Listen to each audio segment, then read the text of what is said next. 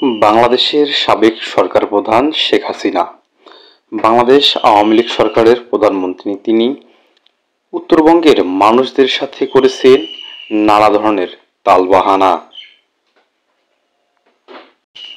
তিস্তা মহাপরিকল্পনা বাস্তবায়নের নাম করে উত্তরাঞ্চলের মানুষদের সাথে করেছেন তালবাহানা এবং স্থানীয় জনপ্রতিনিধিরা দিয়েছেন নানা ধরনের প্রতিশ্রুতি। এক যুগেরও বেশি সময় ধরে দেশ পরিচালনা করেছেন এই আওয়ামী লীগ সরকার।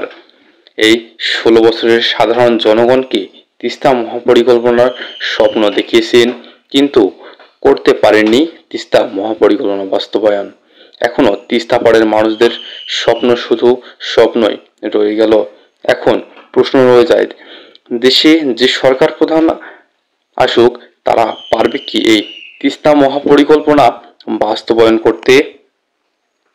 সাবেক প্রধানমন্ত্রী শেখ হাসিনা উত্তরাঞ্চলের মানুষদের বুড়িমারি এক্সপ্রেস নামে একটি ট্রেন চালু করার জন্য দীর্ঘ 15 বছর তালবাহানা করার পর সেটি চালু করেছেন শুধু ঢাকা থেকে লালমনিরহাট পর্যন্ত।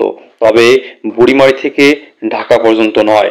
এখন তাদের দাবি উঠেছে, বুড়িমারি এক্সপ্রেস শুধু লালমনিরহাট থেকে ঢাকা নয়, বুড়িমারি এক্সপ্রেস বুড়িমারি থেকে ঢাকা পর্যন্ত চলাচল করতে হবে।